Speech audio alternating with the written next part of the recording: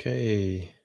All right, welcome everyone. So everyone, just say hi. Tell me where you're coming in from, and then we can get going. If anyone has any live questions they want to ask, just do so in the chat.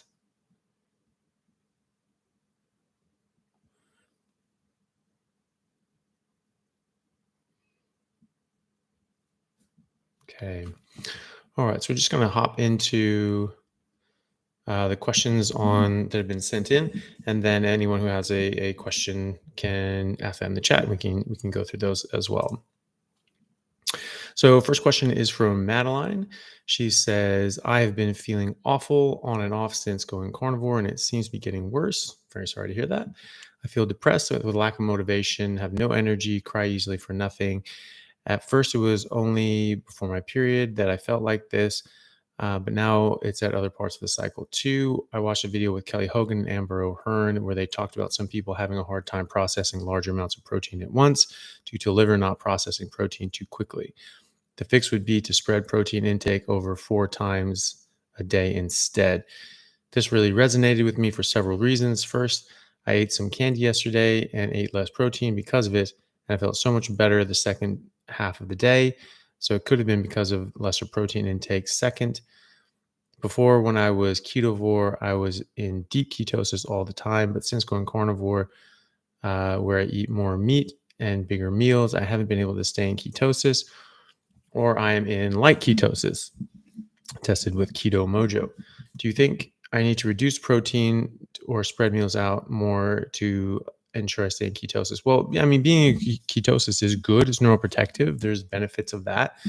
But it could also be that you're just not eating as much fat as your body wants either. And that is often why people feel pretty low energy and they don't feel great. Depression could be from not getting enough fat, getting your cholesterol up, normalizing your hormones, giving you energy can certainly help your mental status as well as having higher ketones. So if you feel that, I don't know, what you were eating too differently. I mean, being ketovore means you're eating a lot of meat and animal fat as well as some veggies, just no carbs. The difference between that and carnivore is just not eating the veggies. So, you can still eat the same amount of fat and fat to protein sort of ratio. So it could be that you're eating, more protein, you're not getting enough fat. The real thing is you want to eat enough protein, you want to get enough fat. And if you're someone who has a bit of difficulty processing large amount of protein at a time, then certainly spreading those out is a good idea. And most people can just have a whole bunch, but if you're someone that can't, then that's fine. You can spread those out. And then, but also getting enough fat. So you want to get enough fat, you want to get enough protein. So it's not necessarily you want to get a certain split, but it does seem that people do better, when their calories from fat and protein end up being around, 70-30, 80-20 sometimes. It just depends on the individual concern. Some people need to be much deeper ketosis, like people who have epilepsy or cancer. It seems to be much more important to have your ketone level up higher, and that is protective in a lot of ways. So it sounds like you're in that camp and you need to bump up your protein and potentially even, maybe bump up your fat and then either reduce your protein or split them up. It just depends. So you can play with that and just see what works for you. Just try increasing your fat. You can space out your protein meals. You can just go back to eating what you were eating on ketovore minus all the plants as well, and just having the same fat and meat content as well. So it sounds like you might have been getting some of your protein from nuts or seed oils or coconut oil, something like that. Is just replace all that with just animal fats, animal protein, but having the same sort of amounts, and see what that does. And yeah, hello everyone. More people seem to be signing up. That's good. Hello, hello Mike, Danny, and Olivia, Rebecca, Farron, all Great to see you. Um, from Jared, my wife's grandma, you may remember we discussed recently on the 100 member Zoom, has been experiencing some unusually high glucose numbers in the evenings, even after days of strict carnivore. Last night, her glucose was 185. Ooh, that's very high. Is it too much protein to fat ratio that causes this? It really shouldn't be. You might get like a bit of a transient bump, um, but gluconeogenesis is demand driven as opposed to substrate driven. It's just like you have so much protein, your body just goes, oh, what are we going to do with this? Turn it into glucose. It doesn't really happen. Um, it sounds like she probably has some insulin insensitivity already, because you just won't get massive high glucose numbers like that otherwise. So, is she diabetic already? Is she taking medication? Has she come off the medications? Diabetes does take a while to reverse, and sometimes people need to stay on some form of medications because their bodies have just been pretty damaged from decades of eating these sorts of things that can damage your body. So it can take a long time for that to reverse. And so one thing people do is they get a bit impatient. They say, well, I shouldn't have to take these diabetes medications anymore. They stop them, and then all of a sudden they're having these high glucose numbers. So that's something to think about. I don't know if she has diabetes or if she's taking any medication, but that's something to think about, because getting a glucose of 185 is quite high. So, there might be something going on there. After days of treatment. Yeah, that's quite abnormal. It really shouldn't be the high protein, but you can always try it. You can just see, you can trial, eating different things. And if there's something in particular that she's eating that's just spiking things up, just sort of avoid those for a while. And, is she absolutely strict carnivore? She's not sneaking anything, not to say that she would be, but, it's just something you have to sort of think about. And, yeah, and maybe if she's very insensitive to insulin, and her glucose level is blipping up a little bit because of the big protein bolushes she's taking in, and maybe her body just can't respond to that as well as it would otherwise. Maybe that's what's causing this. So just try eating different things. Maybe split up the protein throughout the day, and see if that affects things. If it's just happening in the evenings, I wonder why that is. Is that when she's eating her big meal, or is there something else? So try to sort of track what's happening, what she's eating. Is she eating sort of the same thing earlier in the day, and is that giving the same rise, or maybe not giving the same rise? Then it may not be the food that's causing it. If she's eating sort of the same thing at different times and getting different results. So there's a few things that need to be played around with there. So some things to think about anyway. And Madeline, so you just answered me. Yeah, so I just answered Madeline's question. Hopefully you caught that. Oh, you just missed it. All right. Well, you were first on the boat. So yeah, I think you can just watch it later. I think it's yeah, that should be fine. From Matthew, I'm nearly 24 and have heard that at 25 years of age, people lose neuroplasticity, i.e., the effortless learning, supposedly high during childhood, then decreases until around 25. After which only focus and hard work will do. Yeah. Now I'm carnivore. This seems outright false, unreliable to me. I feel just as alert as I did 10 years ago. I also noticed that after practice of a challenging rhythmic computer game, my skills improved to a meaningful extent in a matter of hours. Sometimes during the practice session itself, sleep is still very helpful, but my ability to learn effortlessly seems to start hours and hours before sleep. And this seems to become more true the deeper in ketosis I am. I can't help but guess that this might be part of why children learn so well at first, and then why they lose tolerance to carbs with age. They learn less fast, partly because of that. Have you looked into that matter, and what are your thoughts? I haven't looked into that specifically, but yeah, I agree that your brain works dramatically different when it's on ketones. And as I've argued for a long time, I think ketones are your brain's primary resource. We only switch to glucose when we have an abundance of glucose in our bodies. Doesn't know what to do with all this stuff, so we stuff it in and we suppress our ketones, and then we don't have enough ketones to run our brain, and so you have to switch to glucose. But your brain always runs on ketones, to at least a small degree, no matter what your state of metabolic state you're in. And then when you get enough ketones, your ketones get up high enough, your brain only runs on ketones. So it only runs on glucose when your ketone levels are not high enough to sufficiently maintain your brain. Because your brain takes a lot of energy in proportion to the size of the organ. It takes a lot of energy. And so you need a lot of energy. And if you don't have a lot of ketones, you're not going to do that. So yeah, as far as kids learning, yeah, maybe, they're going to be drinking milk, are they necessarily in ketosis? Like, I'm not sure about that, but you do notice, I've noticed anyway, just anecdotally, that, kids of my friends who've done carnivore, like these kids just learn so much faster. They're racing through their milestones much quicker than other kids, and they're just doing very, very well. They're just thriving.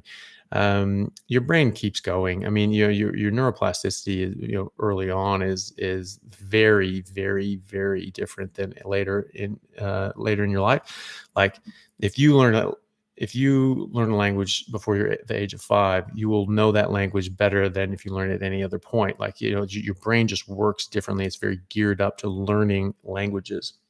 And that's because you need to learn language. You need to understand how to communicate with the rest of the species. And so if you get your kids to, learning languages, when they're very young, well before they go to school, they will learn those languages much more fluently than they ever will throughout the rest of their life. Now you can learn languages fluently later on, but it'll never be the same as if you learned it before the age of 5. And and also it's interesting because the more languages you learn, the easier it is to learn languages later as well, and so that sort of sets you up for being very having a big advantage later on as well. So, but yeah, your brain absolutely works a lot better now, and like my brain works so much better. When I was studying for my MCATs, I was just because it was easy, I was just doing like whole wheat pasta, and it was, oh, that's so healthy and all that stuff. And I'd have some meat sometimes as well, just because I liked meat. But through the day, I would just sort of make little bits of pasta because it would just take a few minutes to just boil it up, fill me up, and I could just study for hours and hours and hours. And I always had brain fog. And I was always like, why is this happening? Why is my brain not work? I got plenty of sleep the night before, and yet it's just, I woke up fine. Everything was great. And now the rest of the day, I just feel like I'm in a daze. And I think that's what that was from.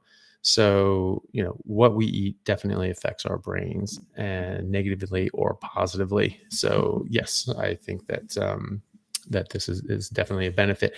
And, we know that, after injury, stroke, traumatic brain injury, ketogenic diet helps your brain heal.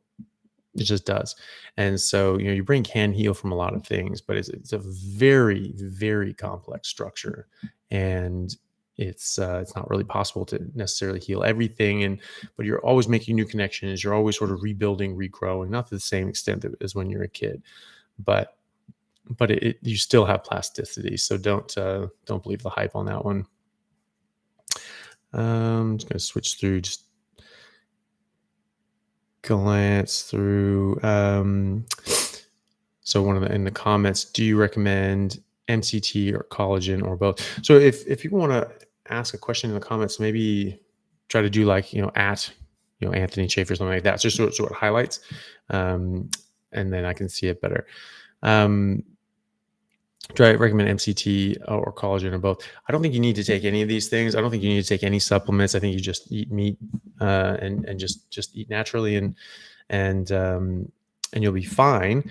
If you wanted to take MCT, you could. I guess it would depend on what the source is from. Most of the time, the sources are from, plant sources, coconut oils and things like that. So I guess it's how it's refined is to take everything out apart from the MCTs.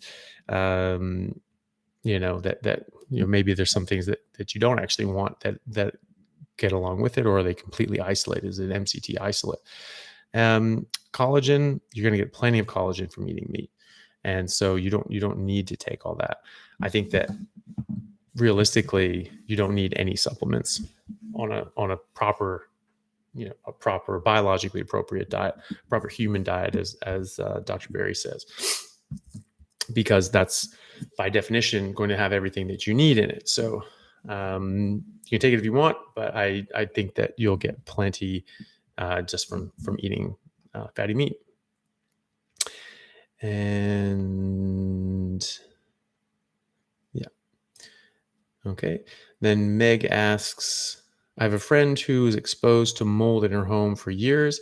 She now suffers from inflammation, weight gain, and hearing loss. She found a new doctor who has put her on a plant-based diet. Ugh. I passed on your information and suggested she find your videos on YouTube. Do you know if anyone has improved on mold exposure symptoms since going carnivore? That's something that I haven't seen too much of, but I have spoken to a few people who have had issues with mold and mold exposure, which is nasty stuff, nasty stuff, and that can cause serious problems.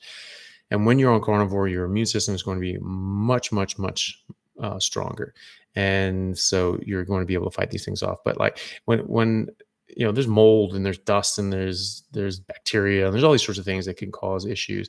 Most of them are just in the background, but in certain circumstances, sometimes they can cause a problem.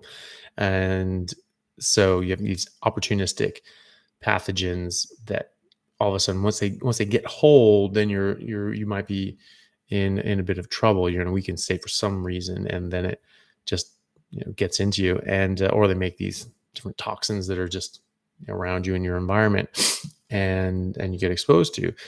So it may be that they may need to take medicine as well and get that treated. Some of these things just aren't going to clear on their own, and you have to get help with them. But yeah, I've seen anecdotally a few people that have had mold exposure and problems with that, and that has helped them, and that's something that they noticed did make a difference. But it's still difficult, and you still might need some help with that medication wise. Okay.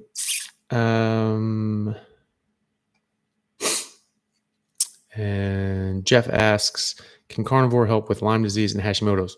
Famously helps with both of those. So Lyme disease, there have been it's been in the literature, and books have been written about it, helping with Lyme disease and chronic Lyme disease since the 1800s.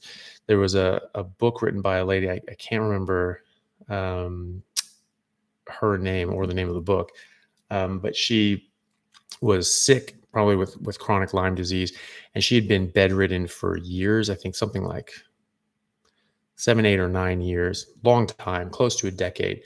And she had such low energies that she really couldn't get out of bed. She had to have people help her with meals and everything that she couldn't do.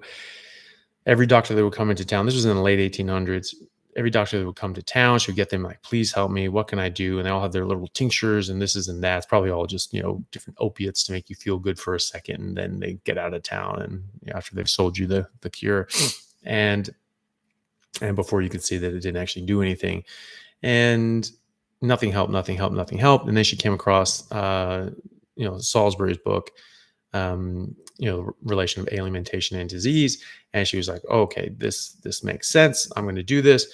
And so she just started eating red meat. She started eating beef. She couldn't even make it herself. She had to have a neighbor go into town and get it fresh and grind it for her fresh and help her with it. After about 9 months, she got well enough that she could actually walk down like a mile into town and get the beef and come back and prepare it herself. And then after like a year and a half, she was back to normal. And she was so impressed by this, she ended up researching it more herself and writing her own book on it. And so, and there have been a lot of people that I've seen in just different discussion groups or people that have I've spoken to directly that have helped Lyme disease. Hashimoto's, I have more direct evidence of this. I treat people with Hashimoto's. We have dozens of patients with Hashimoto's in our clinic, and they all improve on a carnivore diet. All of them. Not all of them have completely resolved.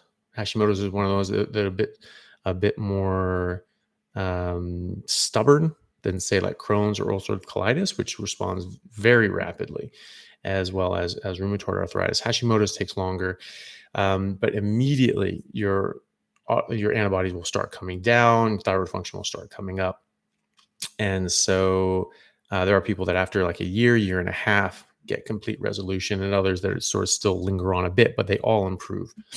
They all improve. So yeah, those definitely are helped by this. Question from Madeline in the comments. Can you improve or reverse Parkinson's disease with diet? I think you can improve it. I don't think you're going to be able to reverse it because, there's different causes of Parkinson's, but the mainstay is that the substantia nigra is damaged, and so you're not going to be able to make dopamine properly, and so that's that sort of damage done at that point. So it might work better. It might be that you can better utilize what you have left, but there is going to still be a certain amount of damage done, and you're probably not going to recover from that. But it can certainly be preventative for a number of different reasons, and they even find that people with higher LDL cholesterol and saturated fat intake, that's protective against developing Parkinson's later on in life as well, and not eating lectins as well. And so there's definitely benefits on prevention, and benefits once you have it as well, which can also potentially slow down the progression or even stop the progression potentially. It's going to depend on the individual and what's causing it. And but are you going to reverse it completely? Probably not. There's going to be some damage done, most likely. But you're going to improve in 1,000 other ways as well, and so your life with Parkinson's will also improve dramatically. As I've seen with my father and other people as well. Olivia asks, are the Lyme disease results specifically carnivore or keto too? Well, the ones that I've seen were specifically carnivore. There may be literature with Lyme disease and keto. I'm not sure. I'm sure it probably would help because, just being in ketosis, your body's going to run better anyway, and your immune system's going to run better anyway. And so you'll probably be all right. But those anecdotes were specifically carnivore. Let's see.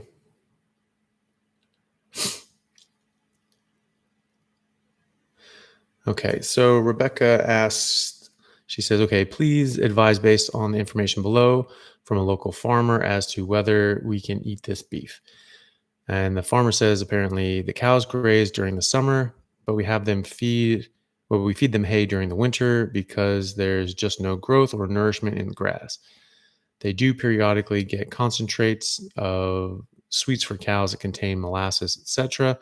So we are able to work with them and to stop from going feral. We put out mineral blocks after calving for the breeding females, but they will only take it when they know they need it. The garlic licks to help keep flies off them during the summer. Yeah, I don't know about the garlic thing. That's interesting that it keeps the flies off. It just stink like garlic and that keeps the flies away. I don't know. Yeah, I'm sure it's fine. It looks like it's probably better than most store-bought stuff. Most store-bought, when they're going to a feedlot, they're feeding a lot of grain and things like that. Giving cows, some molasses and things like that. That's a pretty common thing. Like, I don't think it's necessary, or good for the cow. But that can also help with the marbling and getting that intramuscular fat. I don't know why that would stop them from going feral. I mean, there's plenty of ranchers that don't feed their cows molasses, and the cows don't stage a Spartacus revolt or anything like that. Um, and you know, but it does from the sounds of it, it sounds like they're mostly just eating grass and hay, which is basically grass. And and so if it's that or store bought, that probably sounds even probably better than store bought. So, but there are definitely ranchers that don't use any of that. That just have just grass or hay in the winter if they don't have enough growth or anything like that. And and so you can find those people as well. Okay.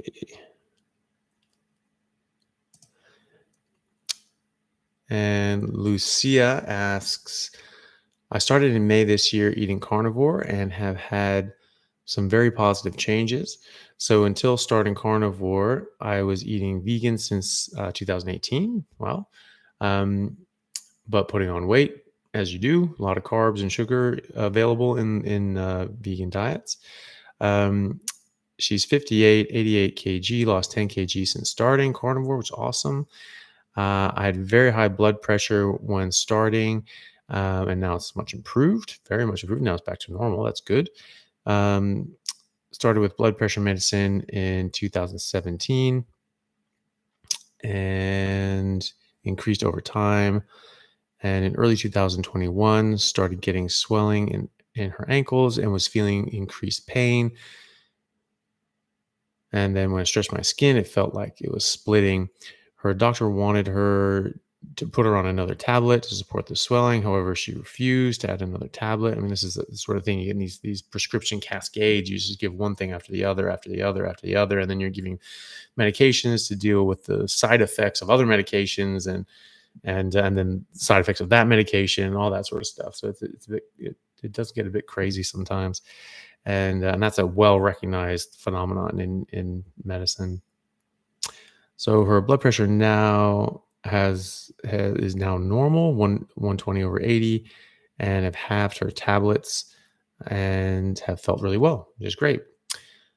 She just got some blood tests and all seems good, though doctor says kidney results were a little high and has ordered another test to be done to check to see what or why. Probably just need a bit more water. Generally, that will sort of solve most of these things. Your creatinine goes a little high, and then a little more water just sort of sorts that out. Unless you're like in fulminant kidney failure and your body can't deal with the water, that's a different story though. Um, and if it's just your urea that's up, that's not kidney failure, and that's not a problem. That's actually good, and it's recognizable, a recognizable phenomenon when you start eating carnivore and just more protein in general. And urea is actually good for you. It's one of your body's strongest antioxidants, and it's very, very powerful. So that's not a problem. If your urea is up and your creatinine is normal, you don't have a kidney problem. And so she eats mainly lamb, pork, spare ribs, eggs, and butter, and has 2 meals a day. But is experiencing losing half of her hair volume and weakness in her nails and splitting. That's something you see every now and then, and I still don't know exactly why, because most people get much better hair and nails as a result. Quite often, it's from not getting as much fat as the body wants. So that would be the first thing I would do. Obviously, getting off of absolutely everything that you're eating that has to do with plants or sugar or anything like that is the first step. Second step would be increasing the fat load. That seems to help most people. There are, I think, 2 people now that I've spoken to that even when they've increased their fat and they're getting a lot of fat and eating right and being very strict, they're still experiencing a bit of hair loss. So the other thing is just doing a deep dive into your bloods and seeing if there's anything else that's going on there with your vitamins, minerals, hormones, etc. But I would start with jacking up the amount of fat that you're eating and the amount of food that you're eating in general, because it can be very easy to undereat, and especially when we're losing weight. Sometimes you want to limit what you're eating in order to facilitate losing weight, but that can be counterproductive for health reasons. And losing hair is sometimes seen when you're undernourished. And so just make sure that you're getting enough food, make sure you're getting enough fat in general. And if that's not doing the trick, then, just get a bunch of blood tests and find out what's going on, and, and see what's happening, because that's generally the exception to the rule. Most people will get stronger, thicker hair and nails, and they'll see that pretty early on. So, just try those things, and then go from there. Any other questions cropping up? Sorry, I'm just going back and forth between both of these, and just want to make sure I'm not missing any questions in the comments. Then, oh, come on. Then Candy asks, at night, I'm terrified of stretching my feet because I get awful cramps in my calves, and I've never had them before. I've tried electrolytes, no electrolytes, lots of water, not a lot of water. Seems to come up a lot in the carnivore community. So what's the deal with that, and how can it be fixed? That's a very good question. It is dependent on the individual. It sounds like you've tried all the normal things, putting in electrolytes. No, having some electrolytes, cover your bases, that's fine. It's generally magnesium if it's going to be anything. And then definitely more water is better than less water, unless you're just, rinsing out all of your electrolytes. But if you're taking electrolytes and you're drinking a lot of water, you should be fine. Most of the time, I find that when it's late stages of carnivore, you've been carnivore for, a few months or a few years, and you start getting cramps, it's most often because you're getting dehydrated. And it can take several days of drinking enough water to sort of get back up. And I've even noticed that with myself when I'm just, I'm just working all the time. I'm just not getting hot, because I just for some reason, it's just like, it's like the damn Sahara at the hospitals. Like you just can't get water very readily. And so, or it's like freezing cold, like from the water machine. So it's just like you try to drink this stuff and you get like brain freeze if you want to drink anything more than a cup or two. And so I find that I get very dehydrated. And so if I'm not very careful with my hydration, all of a sudden I'll get very bad leg cramps as well, and have like that same thing where you don't want to stretch out, because all of a sudden it will just kick these things off. So I don't have a great answer for you. I would just try continuing on what you're doing, but in more regularly. So day after day after day, consistently raising your water level, getting more than 3-4 liters a day, and then drinking more if your body is telling you to. If that's what if you're thirsty for more, then drink more, and doing that consistently day after day after day after day for several days in a row, because it can take a number of days to build up before you get any some traction on these sorts of cramps. And that's what I notice in people that I speak to, and I've noticed in myself as well. It would take days.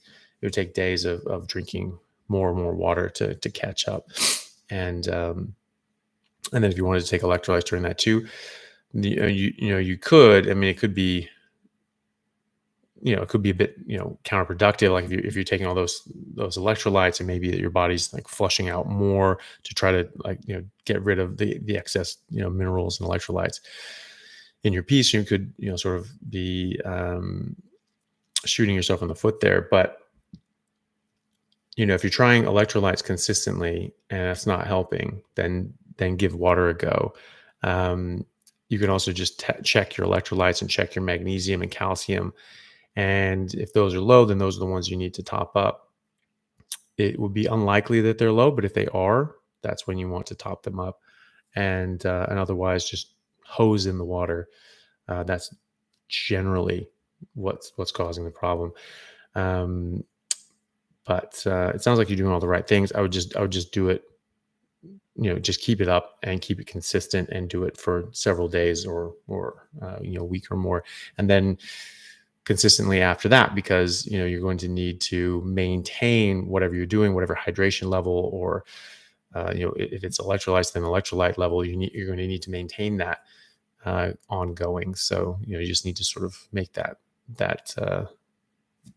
positive change and maintain and keep it going consistently.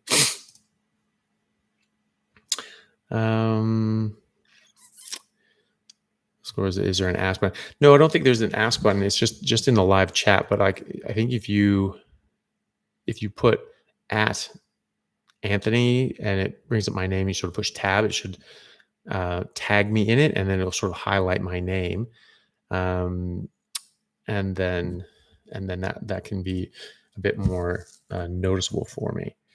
So if I do this. Yeah, like that. There you go. So Jared just did that. So he just did at AnthonyChaffee MD, and it popped up. And so that's highlighted orange for me. And so I've just done that with your name, and hopefully that highlights that for you. So if you do that, then that just pops that up, and that gets my attention, because otherwise it's a bit difficult, because I can't actually readily see everything that's designed as a question.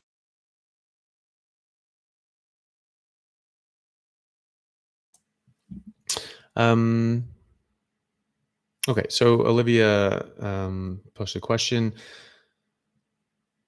Someone else on Carnivore today said they have aching kidneys.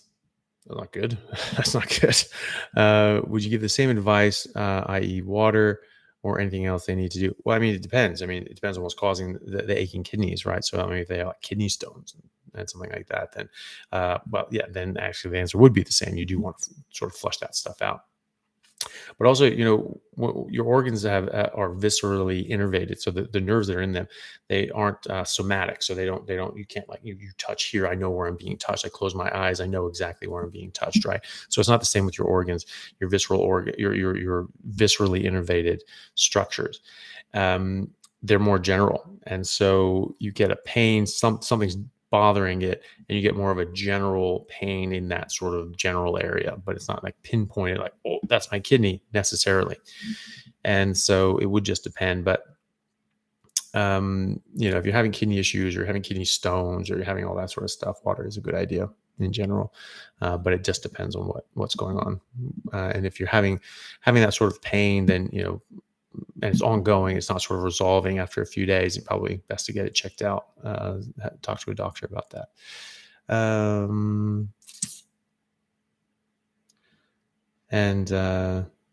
Or you can just type in capitals question for Dr. Chaffee. But if you tag me, and it highlights my name, that's much easier. And so I think that's most of the questions for I think it's all the questions that we had that have been submitted. So now it's just basically any burning questions and things you desire to know. So take your shots. So question: my brother is in a wheelchair and deals with chronic bed sores issue. I'm so sorry to hear that. That's very difficult. I did plastics. I was thinking about going into plastics in medical school when I was at Duke. I did a term at Duke in plastics, and we dealt with bed sores a lot. They can be a very, very, very difficult thing to deal with and treat. Deals with chronic bed sore issues. Starting carnivore 6 weeks ago. No weight yet. I'm assuming no weight loss. Is this something to concern ourselves with? Well, no, you don't necessarily have to worry about weight loss. I mean, I'm assuming you mean weight loss. There started carnivore 6 weeks ago, no weight loss. You would expect some weight loss. I mean, even just the water weight changes that you'll get when you sort of get rid of the carbs and the glycogen and the water weight. That you would expect to lose some weight. But I mean, the most important thing is just being healthy and just eating what's good for his body, and sort of letting him get on with that. Um, it should help with bed sores because you're going to increase the amount of protein that you have. You're going to increase your body's immune system and ability to heal from wounds, and you will and the collagen will be much healthier and stronger, so it can protect you from developing them in the first place, or developing them as badly, and then they can heal better as well. I mean, the main thing with bed sores is the nurses need to be moving him constantly. It can be very, very tricky, but that is something that, with proper rolling and moving, and it's constant, it's very difficult, you have to be on top of this. That is something that can largely be avoided if done carefully. And then after that, when you're dealing with this sort of stuff, carnivore can help, and carnivore will just help in general because it'll just be healthier in general. um and the weight loss will come. Weight loss always happens eventually. Some people take a little longer, some people even gain weight at first, but they feel healthier, and they are healthier the whole time, and then eventually their their weight will follow suit. And so I wouldn't be too worried about that, as long as he's eating the right stuff, and eating enough is very important. um Yeah. So yeah, so I think everyone's playing with the with the highlight thing now, and so yeah, enjoy that. Does anybody else have any questions, or sort of roll back through?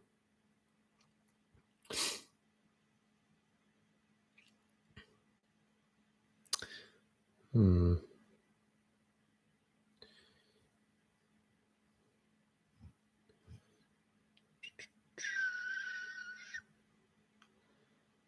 Why are you only saying hi to people in Vegas? That's funny. I didn't think there were that many people in Vegas. Um, okay. So, is there anything else that people wanted to talk about, just in general? It could be just isn't necessarily anything to ask me personally, but just in general, is anything any people are interested in. Um, I don't know if I announced this, but um, I was doing a big presentation to my department in neurosurgery, and talking about the metabolic theory of cancer. What my what my interview with Professor Seafried, we sort of delved into, and presented all the, well, not all, but a lot of the data on the metabolic theory of cancer, that this is stemming from the mitochondria, and that, very simple, straightforward dietary changes, getting people into high state of ketosis and low glucose levels, is very beneficial for fighting cancer. And actually going through the studies that have already been done for various cancers, and specifically brain cancers, primary brain lesions and gliomas, and showing that there's actually already been randomized control trials with 20 people, so it's not a huge one, but and then other trials, prospective trials, retrospective case series, looking at people that have been treated, like Cedars-Sinai Hospital in New York, um, and showing that they've actually done very, very well, and this has improved their survival and progression-free survival, which is really the only metric that matters in these sorts of things. And it actually went over very well. I was very nervous on how it would be received, but people were actually very interested, and it's like, wow, okay, that's good. I remember one of the professors of neurosurgery, when I told him the topic of my talk, you could tell he was a bit nervous. He was just like, oh, okay, all right, well, because we were talking about maybe proposing that we do a trial ourselves. And so he just said, okay, well, okay, that's fine, but you need to maybe do a literature review. I mean, this is supposed to be a literature review, and he was a bit. You could tell he was a bit nervous about how it was, and even he said at the end of it that he was a bit like, wow, this is a bit out of left field, and hopefully it goes well. But he said that it actually made him really think and reconsider the situation with primary brain tumors, and actually even asked. I said, hey, you should do a study on this, which is exactly what I wanted in the first place. So that's something that we're going to get going. So I'll be working with the department to set up a study and go through the ethics approval and all the other good stuff, and start getting another study going. Potentially join up with Dr. Matthew Phillips. He has a trial going, prospective trial going in New Zealand with his glioblastoma patients. And so we might be able to join that and make that a multi-center study, which when you do a multi-center study, it's always better, more well received in the scientific community. You're like, hey, there's multiple centers here and we're all getting the same results. Okay. So that's something that's very powerful in convincing people that this is actually good information and good data. So that's something that I'm looking into now. So that's very, very exciting. It does mean that I've signed myself up for the next, sort of 5-6 years of a lot of work and stats and data entry. But whatever, I'll do it. I'm happy. I'm very stoked about that. So that was a very positive thing, and hopefully be able to get bigger study, have this be a bigger study, and get more and more and more information out there. And also just it gives me a way to reach people and say, hey, why don't you give this a try? And it's part of a trial, it's official, and then let people really improve their health as a result. So that's something I was very happy with. So that just happened last week Monday. It went well. So I've been pretty happy about that since. Madeline asks, woman I know with Parkinson's got the advice to eat less protein from meat and more from lentils and beans. Well, of course they did. I mean, everybody is just bashing meat and saying this plants are so great and meat's so bad for you, and so you need to avoid it, but you still need protein, so get it from beans and lentils, all that nonsense. But again, there was a study in 2015 out of Denmark looking at thousands upon thousands of people who had their vagus nerve cut. And we know that lectins, which are abundant in lentils and beans, to the point that if you don't cook them and prepare them properly, they'll kill you, that they can actually track up your vagus nerve and get into your brain and damage your substantia nigra. Okay, so we have studies showing that. And they found that people who got a vagotomy, who cut the vagus nerves bilaterally, because you have two of them, that they were 66% less likely to get Parkinson's. So they studied everyone who got a vagotomy, who got their vagus nerves cut between like the mid 1970s and mid 1990s. So it was like it's 20 years of data, and 66% reduction in Parkinson's. So I disagree for that, but also because they have a ton of other things in them that are harmful to you. And people say like, well, if you just heat treat them, then that gets rid of them. Well, first of all, not everyone heat treats these things. There's a lot of things in cereals that aren't heat treated, and you're just eating these things raw oats, all these sorts of things that we consume. The raw food vegan people, they're like, oh, you have to eat this stuff raw. That's all the way to go. And it's like very much isn't. And beans and lentils, I mean, you don't actually get rid of all the lectins. You don't. And so, and lectins are just, tip of the iceberg. That's one problem out of, potentially hundreds or even thousands that are in that bean or seed or grain or whatever plant. So, I fully disagree with that for a number of different reasons. But it's not surprising. I mean, it's just there's a big plant-based push, and unfortunately, doctors don't know anything about nutrition, and unfortunately, and more unfortunately than that, dietitians and nutritionists are flat out taught the wrong things. And so it's not even that we don't teach nutrition in medical school. It's that no one teaches proper nutrition. No one is teaching nutrition as it pertains to a proper human diet. No one ever contended that plant-based was how we evolved. No one, until just now when people started pointing out like, hey, that doesn't make sense. When the whole paleo thing came out, like, well, we were eating meat, like we were hunter gatherers. We're eating meat, maybe some plants, but really not that many, and if at all.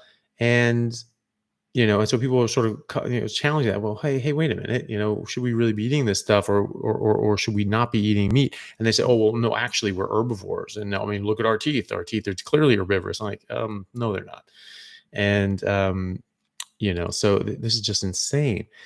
But yeah, so it's just everything's just pushing this whole plant-based agenda. But as I pointed out before, the WHO, who is very anti-meat and very pro plant-based or meat alternative, you know, they have an entire page on their website talking about natural toxins in food. And it says toxins in food. It doesn't say toxins in plants. It says natural toxins in food. And so it goes through all these different toxins in the foods that we commonly eat. And every single one comes from plants or algae. Every single one.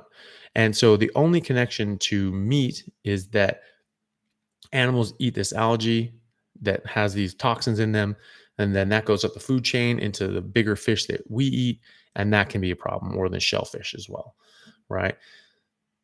That's not the animal. That's not the meat itself. There's no they identified no toxins in meat, inherent in meat. Not, zero, zero. All right. The only things that they said were like this stuff that the animal ate that then became a problem. Okay. The animal itself was not the problem. And so, I'm sorry, but like, people have all these like theoreticals like, oh, well, it can, change mTOR and it can do this and potentially do that and maybe gut biome. And like, they just make things up.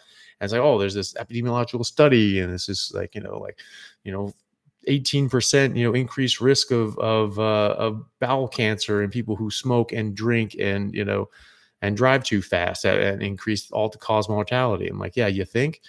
It's nonsense. There's no hard science to back it up. There's a lot of hard science to back up the fact that plants are toxic. WHO even talks about it, and the WHO, their agenda is completely against eating meat. So it's not like they're pushing an agenda. So unfortunately, that's just the world we live in right now. There's a lot of misinformation and flat out lies, and that's one of them. So I would not recommend eating beans and lentils for someone with Parkinson's. I would not recommend eating that for anyone ever. I think that stuff is poison. Jared asks, when are you going to interview Thomas Sowell? That would be a dream come true. I don't know if he would ever agree to speak with me, but like, my God, I've never fanboyed over anyone in my life besides Thomas Sowell. Like, I mean, I just absolutely love that guy. I would just love the opportunity to talk to him about carnivore and try to convince him to get on carnivore just to get him as healthy as he possibly can be, and so that we could have another 20, 30, 40 years of that man's intense genius. Maybe, I don't know, maybe my platform is getting marginally big enough to sort of attract the attention of people like him. That would be amazing. If I could, I'd have to think of some actual real things to interest him to talk about that would be worth his while. But yeah, that would be just amazing if he would be willing to do that. Just love that guy. Lucia asks, what is a good amount of fat to have? Meat, fat, and butter at the same meal. Just as much as tastes good, really. And then go by how you're feeling. If you're not feeling your best, if your hair's not doing well, if your skin's not doing well, if your energy levels are low, if your stools are dry and hard, you need to eat more fat. That's a good rule of thumb. And then go by your stool. I think that's a good metric. As long as you're not drinking coffee or taking artificial sweeteners, both of which are laxatives, then you can tell how much fat you're getting by the stools you're eating. If you haven't had any surgery or anything like that, or any medical conditions that predispose you to having disrupted bowel motions. But if they're dry and hard, you're not getting enough fat, definitely. And if they're very loose, then you're eating a lot more fat than your body can absorb. And So you can just pull back if you want. You don't have to. There's a natural spillover effect, and it's not harmful. It's just very inconvenient. And if you're just getting a nice, soft, normal consistency stools, that's when you are in the sweet spot for fat. And so Mike asks, who are some guests that you have lined up to interview coming up or have reached out to? I reached out to Dr. Laszlo Borosh, who's a retired professor of pediatric medicine at UCLA Medical School. And apparently he's like a protege of Dr. Gabor Somlai, who I interviewed about deuterium, and so this is a very prominent, high up academic, full professor of medicine in one of the top medical schools around, and he is very learned and knowledgeable in this, and he thinks there's a lot to the deuterium thing in health, and so I'll be talking to him tomorrow, actually. Then I've actually interviewed several people that I haven't put up yet. There's Andrew Scarborough's that gentleman who's had a glioblastoma, brain cancer. He got debulking surgery and then didn't get any treatment after that. And he's alive 10 years later. Now he's actually doing human trials in GBM in starting one up in England. And then Dr. Philip Ovadia, who's a cardiac surgeon in Florida, wrote that book, Stay Off My Operating Table. So that's really great. Having like a cardiothoracic surgeon, someone who deals with the end stage repercussions of heart disease. He's saying, eat meat, eat carnivore, eat a lot of fat. This is what's good for you. This is what is going to help you and help reverse your disease and prevent it from coming up in the first place. So it's very good to get people like him, and Dr. Seema Hotra, who I've had on before, who are able to, really from the ground level in their profession dealing with heart disease, tell you, hey, this is we got it wrong. I also interviewed Rachel Brown, who's a psychiatrist in Scotland, and talking about how dramatically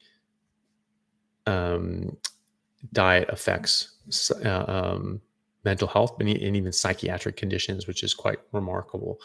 And then I need to publish Sophia Clements as well from Paleomedicina, talking again about brain cancers and just cancers in general being treated by them with dietary measures.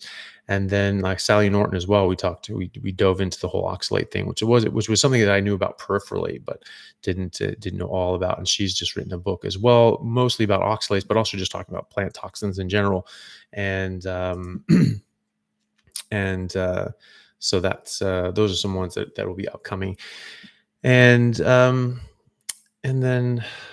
I was just on with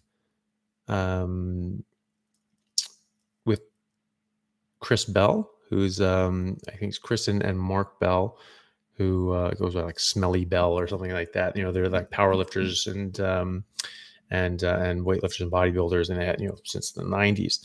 And Baker's been on with them a few times, and so he just had me on his podcast this week, so that'll be coming out.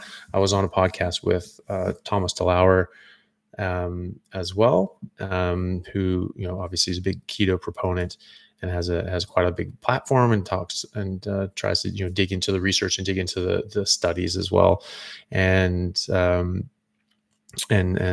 about things from an evidence-based point of view, which I think is a good way to do it. I like carnivore more than keto, obviously, but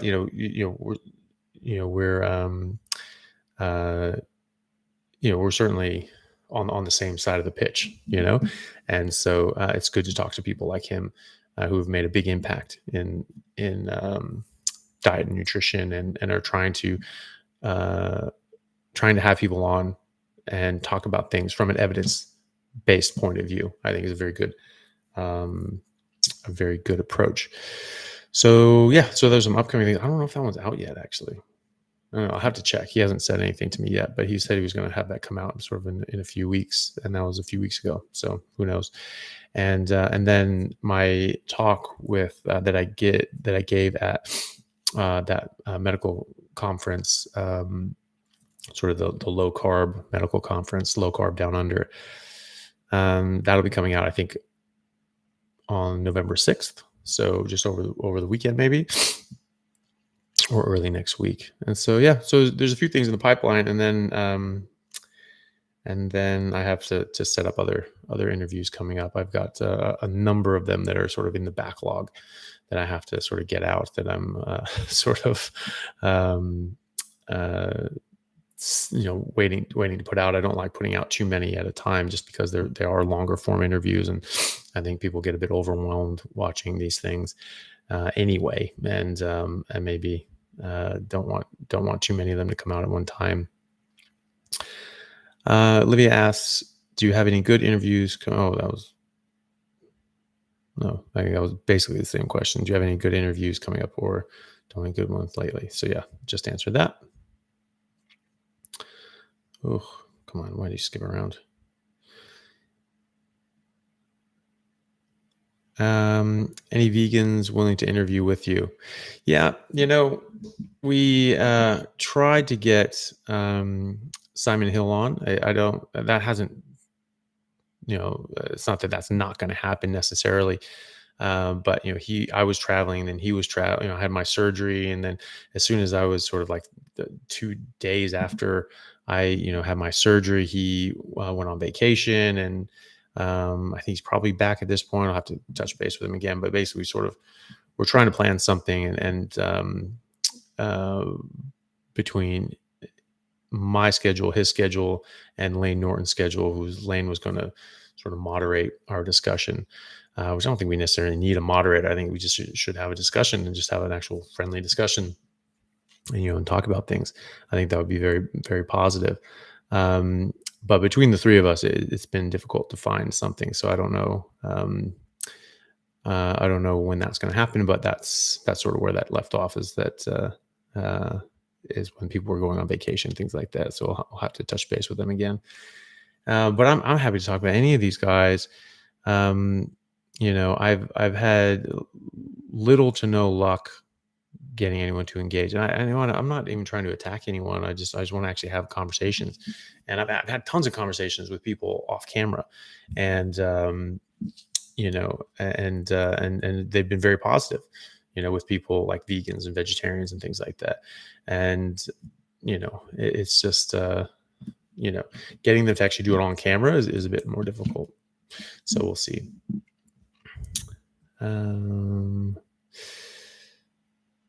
Andrew Huberman, that would be cool. I don't know if he'd care to be on my tiny podcast with his massive following, but you never know. It could be.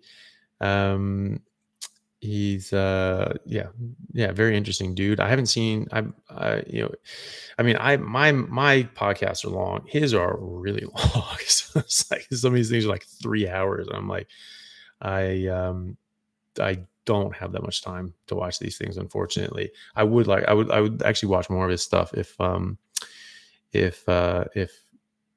were in more bite-sized chunks, just because like I don't have feature length film or 2 feature length films worth of time available to me at any point in my life these days. So unfortunately I can't really do that, which is a shame, because they're the ones I have watched are very interesting, and I like his stuff.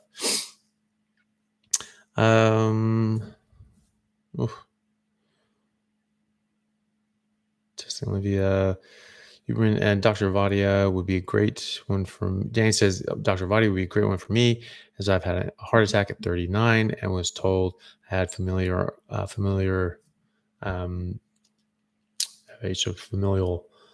hypercholesterolemia, I'm assuming. Carnivore diet for 2 years now, which is great. Awesome. that's gonna significantly benefit you and keep your inflammation down and keep this damage and clotting and further damage from happening. So good job. I wonder, Danny, if you've gotten your coronary artery calcium scores checked, and if that's you've been seeing that come down, which we normally do, but it's always good to ask. Um, and that's already on Patreon. What's on Patreon?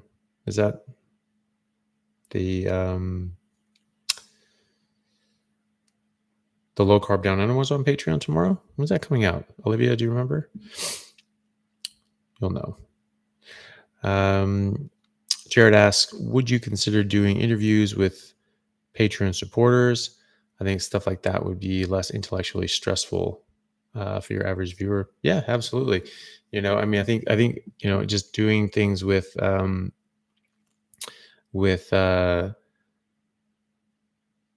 that have had a go at a carnivore, whether successful or even if they're having difficulty with it, that can be beneficial for people. Just see like what are the pitfalls and how are they dealing with them, and it's not just me that's having these problems, and how do I go about it, or other sort of just success stories and things like that. I think those would be very, very helpful too. So yeah, those are definitely that's definitely worth doing. I'd be happy to do that. Rebecca says Huberman's videos are time code. So you watch only bits of interest you. Yeah, that's a very good point. And that's sort of the only way I've actually watched his stuff is with the time codes. But even then, like, it's just, it would be nice to sort of see the whole argument in its totality, and because everything fits together as well. Because he's a professional lecturer. He's a lecturer at Stanford, and so the man knows how to put a lecture together. And so I'm sure the whole thing would actually be very, very worthwhile, and I would like to do that. So, but yeah, the only things I have sort of seen so far are just looking at chunks on the time codes, which is something I need to do as well. It's just another bit of time that I haven't been able to put together, is just sort of going through and doing the time codes as well, because that's very helpful for people. And it makes it easier for people to navigate through and find the bits that they want, and or even come back to and like, oh, that was interesting, I'll come back and watch that. And so that's something I'll have to do too. And yeah. So Olivia says my low carb down under talk will be on Saturday 6 a.m. my time for patrons. Oh, great. I'm actually doing a YouTube live with Ken Berry this weekend. I think that's at 5 a.m. on Saturday the 5th. Let me see, make sure. It's either 5 or 6 a.m. I think it's 5 a.m. No, it's 6 a.m. 6 a.m. It's 5 p.m. Central Time. That's what it is. So 5 p.m. Central Time in America, which corresponds to 6 a.m.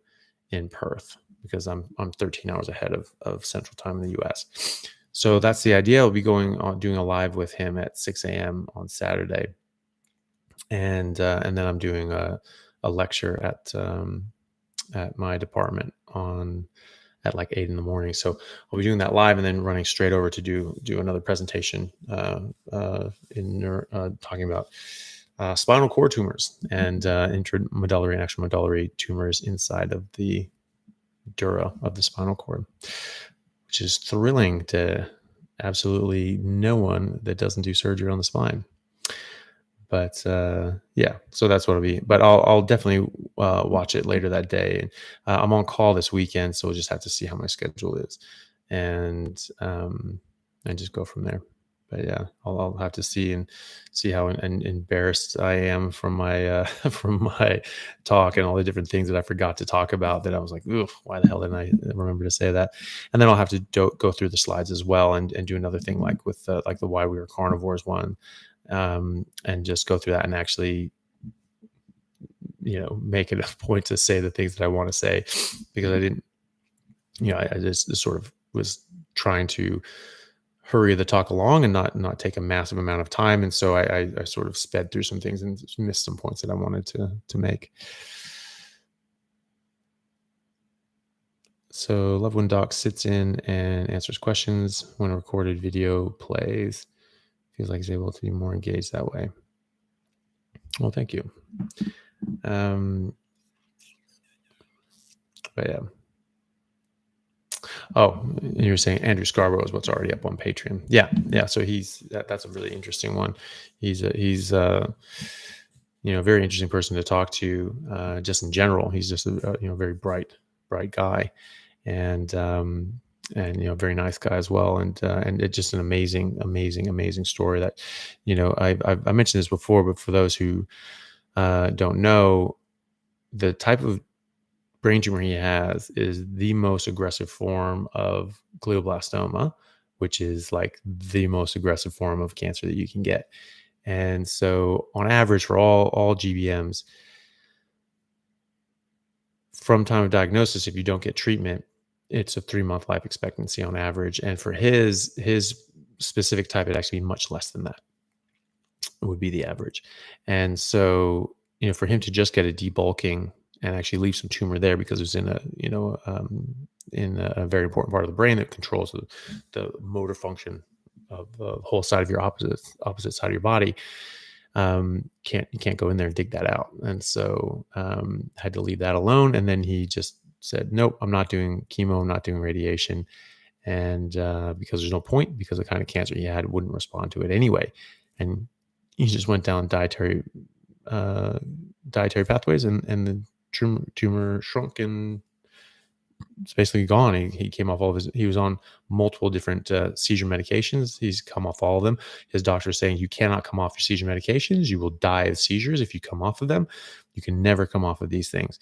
And so they would not help him wean off, which is a very dangerous thing to do. Actually, you have to do it very, very slow and controlled and carefully. And he did it himself. He said, I want to come off these stupid things. I think I'll be fine. And he was right. And he now takes no medications, no seizure medications, and had no treatment. And he is alive 10 years down the line, and now doing his own trials and research into treating GBM with therapeutic ketosis. So, which is great. It's an amazing story. Yeah. Okay. All right, guys. Well, it's sort of been an hour, 15 minutes, and I think we're out of questions. So thank you, everyone. I really appreciate you guys tuning in and submitting questions, and we'll just keep doing these things, and as we'll try to find better and better times that are more and more available for people to come to. I understand that in the evenings for me is way too early in the morning for other people, and so I'll try to do mornings my time, which will end up being in the afternoons or really evenings in the US, and maybe that'll be easier with people with work and commitments during the week.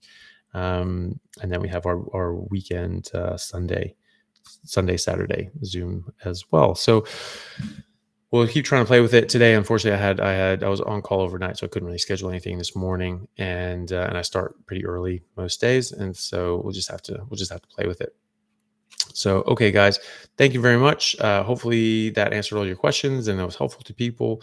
And just, keep submitting questions and that you want to know about, or just come in and have a chat and talk, and we can talk about anything else that comes up during the talk. Okay, guys, have a good night and rest of your day.